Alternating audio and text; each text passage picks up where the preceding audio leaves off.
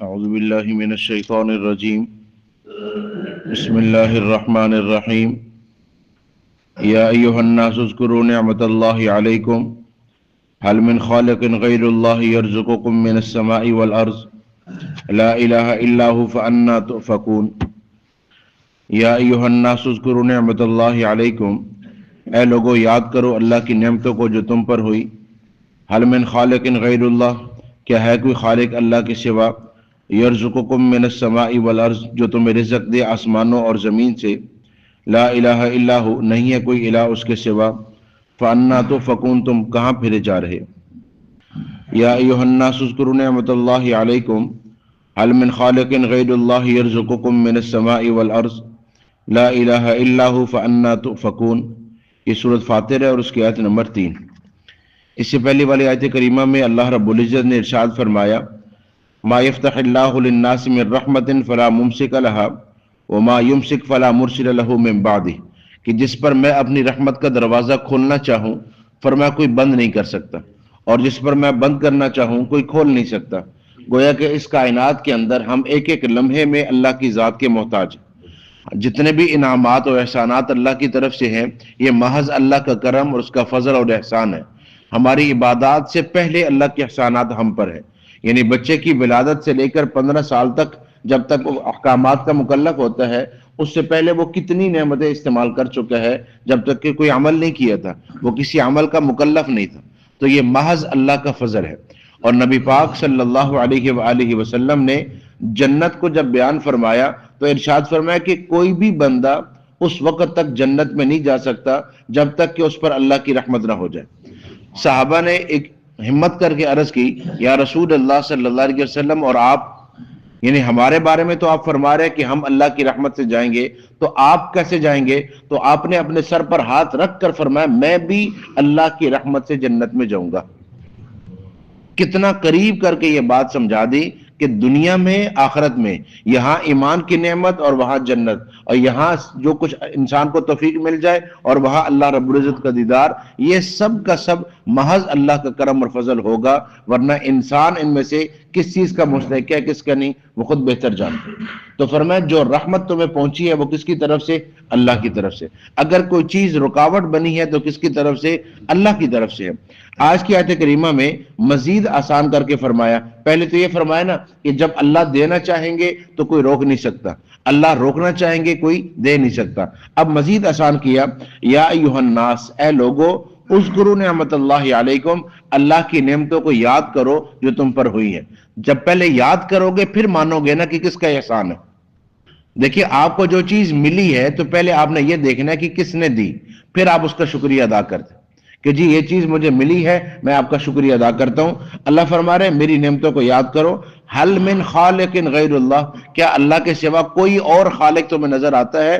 یرزقکم من السماء والارض، جو تمہیں رزق دیتا ہو آسمانوں سے یا زمین سے۔ اگر کوئی ہے تو دکھاؤ۔ یہ سارے کھانے والے ہیں، سب کے سب محتاج ہیں، کھلانے والی ذات صرف ایک اللہ کی۔ اور کرم دیکھیں کہ ساری کائنات کو کھلا رہی ہے خود کھانے سے پاک۔ یہ باقی سارے تو اپنا بھی سوچیں گے نا کہ ہم نے بھی کھانا ہے، لیکن وہ کھانے سے ہی پاک۔ تو فرمایا وہ ذات جو خود کھانے سے پاک ہے تمہیں کھلا رہی ہے۔ تو اللہ کی نعمتوں کو یاد کرو۔ اگر کوئی لباس دیتا ہے آپ کو اور آپ اس کا شکریہ ادا کرتے ہیں کیونکہ اس نے آپ کو جسم ڈھانپنے کے لیے لباس دیا ہے، تو اس ذات کا شکریہ جس نے جسم دیا۔ کوئی آپ کو اینک دیتا ہے کہ آپ کی نظر کے لیے، تو جس ذات نے آنکھ دی ہے جی۔ کوئی آپ کے دل کا سٹنٹ ڈلوا دیتا ہے تو جس ذات نے دل دیا ہے۔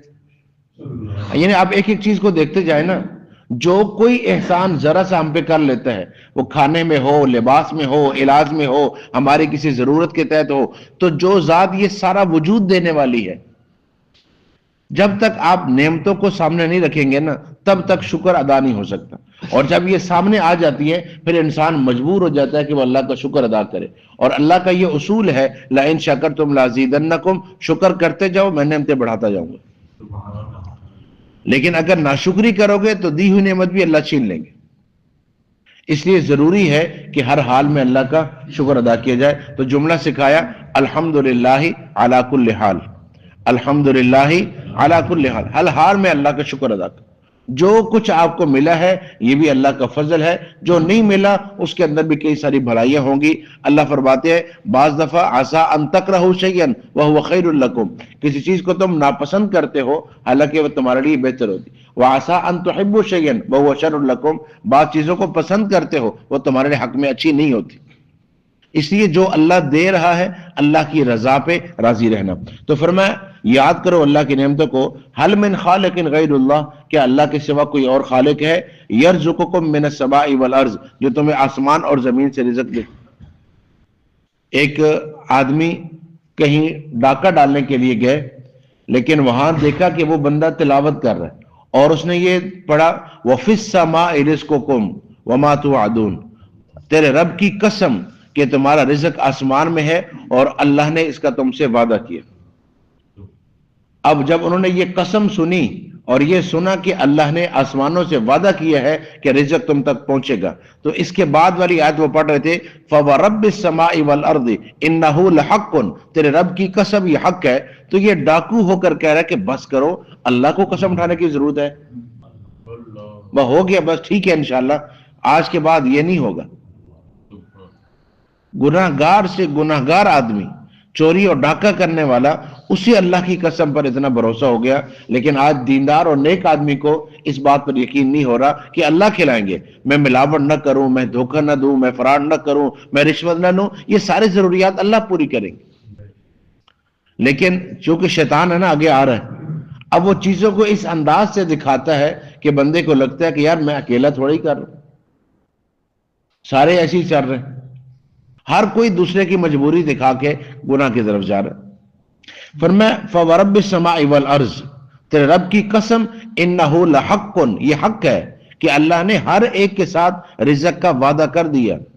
أَلَا وَإِنَّ نَفْسًا لَن تَمُوتَ حَتَّى تَسْتَكْمِلَ رِزْقَهَا، فرمایا اس ذات کی قسم جس نے مجھے نبی بنایا، کوئی نفس اس وقت تک نہیں مر سکتا جب تک کہ وہ اپنا رزق پورا نہ کر. پورا کر کے جائیں گے، بغیر پورا کیے کوئی نہیں جا سکتا. جب تک رزق ہے موت نہیں، اور جب موت ہے تو رزق نہیں. یہ کہتے ہیں نا بعض دفعہ وقت سے پہلے کون جاتا ہے؟ لا یستاخرون عنہ ساعتا ولا یستقدمون، ایک گھڑی ادھر ادھر نہیں ہوتی. جو وقت اللہ نے لکھا ہے اسی وقت پہ موت آتی. فرمایا لا الہ الا ہو، اللہ کے سوا کوئی الہ نہیں ہے. جب خالق وہ ہے، رازق وہ ہے، نعمت دینے والا وہ ہے، تو عبادت کے لائق بھی اللہ ہی ہے. فانا تؤفکون، کہاں تلاش کر رہے ہو؟ رزق کہاں سے ملے گا؟ نعمت کہاں سے ملے گی؟ صحت کہاں سے؟ کہاں جا رہے ہو؟ کیا کر رہے ہو؟ کس سے مانگ رہے ہو؟ کس کے سامنے اپنی ضروریات رکھ رہے ہو؟ جو خود محتاج ہے وہ تمہاری کیا ضرورت پوری کرے گی؟ وہیں یکذبو کا، اب یہ تسلی دی گئی درمیان میں نبی پاک صلی اللہ علیہ وآلہ وسلم کو. وہیں یکذبو کا، اگر یہ آپ کی تکذیب کرتے ہیں، فقد کذبت رسل من قبلک، آپ سے پہلے رسولوں کو بھی تکذیب کی گئی، آپ سے پہلے انبیاء کی بات بھی لوگوں نے نہیں مانی. وإلی اللہ ترجع الامور، لیکن سارے معاملات کس کی طرف لوٹتے ہیں؟ اللہ کی طرف. اب دوبارہ وہ پہلے والی بات جو فرمایا نا اللہ کی نعمتوں کو یاد کرو. اب وہ کیا چیز ہے جو انسان کو اللہ کا شکر نہیں ادا کرنے دیتی؟ عبادت میں رکاوٹ، انسان کے عقیدے میں رکاوٹ، وہ کیا چیز ہے؟ فرمایا یا ایھا الناس، اے لوگو. اب وہاں بھی فرمایا تھا یا ایھا الناس، اے لوگو، وہی لفظ دوبارہ فرمایا ان وعد اللہ حق، اللہ کا وعدہ سچا ہے. جو اللہ نے وعدہ کیا ہے، ومن اصدق من اللہ حدیثا، اللہ سے زیادہ بات میں سچا کون ہو سکتا ہے؟ ومن اصدق من اللہ قیلا، اللہ سے زیادہ بات کہنے میں سچا کون ہو سکتا ہے؟ جب وہ سب سے سچی ذات یہ تم سے وعدہ کر رہی ہے کہ میں نے تمہارا رزق لکھا ہے، تمہارا رزق تمہیں پہنچے گا، پھر کیوں پریشان؟ دیکھیں نا، خودکشی کی طرف وہ جائے گا نا جس کا اللہ کی ذات پہ بھروسہ نہیں ہے.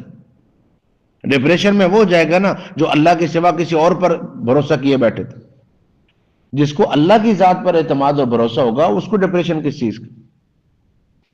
قحط کے زمانے میں بغداد میں ایک غلام ناشتے کودتے جا رہا تھا. قحط کا زمانہ ہے، لوگ پریشان ہیں، کھانے کے لیے کچھ نہیں ہے، یہ غلام بھاگ رہا ہے ناشتے کودتے. کسی نے کہا تمہیں کس بات کی خوشی؟ لوگ بھوک سے مر رہے ہیں. انہوں نے کہا لوگوں کے پاس جو پریشانی ہے وہ ہو، میرے آقا کے پاس وہ گندم کے ڈھیر ہیں. اسے اپنے آقا پر اتنا بھروسہ ہے، انہیں اللہ کی ذات پہ نہیں ہو رہا.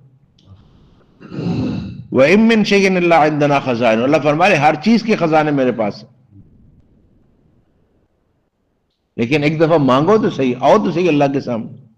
فرمایا یا ایھا الناس، اے لوگو، ان وعد اللہ حق، اللہ کا وعدہ سچا ہے، فلا تغرنکم الحیات الدنیا ولا یغرنکم باللہ الغرور۔ دو چیزیں ہیں جو تمہیں اللہ سے دھوکے میں رکھتی ہیں، جو تمہیں اللہ کا شکر ادا نہیں کرنے دیتی، جو تمہیں اللہ کی طرف جانے نہیں۔ دو چیزیں ہیں، پہلی چیز دنیا اور دوسری چیز شیطان۔ یہ دو رکاوٹیں ہیں تمہارے لیے، یہ دو چیزیں ہیں جو تمہیں نہیں آنے دیتی۔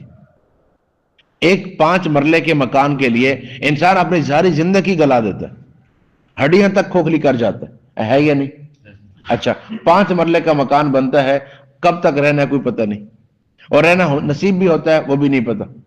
اور کتنے لوگ ہیں زندگی لگا کے ایک مکان بناتے ہیں اور پھر بعد میں پوچھتے ہو رہے ہیں کہ جی کہیں اور شفٹ ہونا ہے، یہاں نہیں، غلط ہو گیا، یہ جگہ نہیں ٹھیک، یہ مکان صحیح نہیں بنا، یہ پریشانی ہوگی، وہ کوئی نہ کوئی مسئلہ بیچ میں آ جائے گا اور وہ جگہ چھوڑنی۔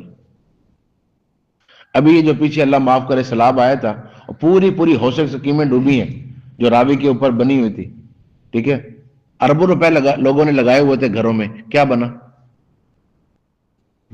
ٹھیک ہے، اب کیا ہے، انسان یہ سمجھ رہا ہے کہ میں کچھ کر لوں گا۔ کیا کرو گے؟ کیسے کرو گے جب اللہ نہیں چاہے گا؟ تو یہ دو چیزیں دھوکے میں ڈالتی ہیں، ایک دنیا اور دوسرا شیطان۔ اچھا، ان دونوں چیزوں میں نا بڑے تمیز سے بات سمجھ آ جاتی ہے۔ آپ نے سنا ہوگا اللہ بڑا غفور الرحیم ہے، سنا ہوا؟ اللہ اتنا بھی، دیکھیں نا، اللہ تعالیٰ تو اتنا رحم کرنے والے، اللہ معاف کر دیں گے۔ یہ آخرت کی سوچ ہے ہماری۔ اللہ بڑا غفور الرحیم ہے، اللہ معاف کر دیں گے، شفاعت ہو جائے گی، اللہ آسانیاں کر دیں گے، یہ بہت ہے۔ اچھا، یہی بندہ بھاگ رہے، کدھر جا رہے ہو؟ کہتے ہیں دکان پہ، ملازمت پہ، وقت پہ پہنچنا ہے، مزدوری کرنی ہے۔ تو کیا اگر اللہ غفور الرحیم ہے تو اللہ رزاق ہے یا نہیں؟ تو اللہ رزق بھی دے گا، گھر ہی بیٹھو۔ کتنی تمیز سے بات سمجھ آتی ہے کہ نہیں جی کرنا پڑتا ہے۔ تو جب آپ کو کرنا پڑتا ہے دنیا کے لیے تو بخشش کے لیے بھی کرنا پڑتا ہے، وہ کیوں نہیں کرنا آپ نے؟ جی، کوئی عقل مند بندہ، میں نے پہلے بھی عرض کیا تھا، کوئی عقل مند بندہ پوری دنیا میں دکھا دیں جو یہ چاہتا ہو کہ میرا بیٹا ڈاکٹر بنے، وکیل بنے، اور وہ یہ کہے کہ میں اسے کسی اسکول کالج میں داخل نہیں کروں گا، اللہ چاہے گا تو یہ بن جائے گا، بن جائے گا ڈاکٹر؟ کیا اللہ قادر نہیں ہے؟ تو پھر ایسا کیوں کہہ رہے کہ نہیں بنے گا؟ جی، کتنی تمیز سے یہ بات سمجھ آ جاتی ہے۔ معلوم ہوا کہ آپ جو اللہ کو غفور الرحیم سمجھ رہے ہیں تو اس کا بھی طریقہ ہے جیسے ڈاکٹر بننے کا طریقہ ہے، اس کا بھی طریقہ ہے جیسے آپ کو دنیا کمانے کا طریقہ ہے۔ تو یہ دنیا دھوکے میں ڈال رہی ہے، اور شیطان، ان شیطان لکم عدو، فرمایا شیطان تمہارا دشمن ہے، فاتخذوہ عدوا، اسے اپنا دشمن سمجھو۔ اچھا، اب دیکھیں نا، باتیں تو دو فرمائی تھی کہ دنیا اور شیطان، لیکن جب دھوکہ بیان کیا اس کے بعد جس کو دشمن ٹھہرانا ہے وہ دنیا کو نہیں فرمایا، شیطان کو فرمایا۔ کیا مطلب ہے؟ یہ بتایا جا رہا ہے کہ اصل شیطان ہے، یہ اصل، اس کو دشمن سمجھ جاؤ نا، یہ پھر دنیا کے دھوکے میں بھی نہیں جانے دے گا آپ کو۔ فرمایا انما یدعو حزبہ، یہ چاہتا ہے کہ یہ تمہیں بلائے تاکہ یہ اور اس کا لشکر لیکونوا من اصحاب السعیر، جہنم والوں میں سے ہو جائے۔ تو یہ آپ کو جہنم کی طرف بلانا چاہ رہا ہے، اس لیے یہ آپ کو اپنی طرف بلاتا ہے۔ الذین کفروا لہم عذاب شدید، جنہوں نے کفر کیا ان کے لیے شدید ترین عذاب ہے۔ والذین آمنوا وعملوا الصالحات لہم مغفرۃ واجر کبیر، اور جو ایمان اور اعمال والے ہیں ان کے لیے بخشش ہے اور بڑا اجر۔ اللہ عمل کی توفیق۔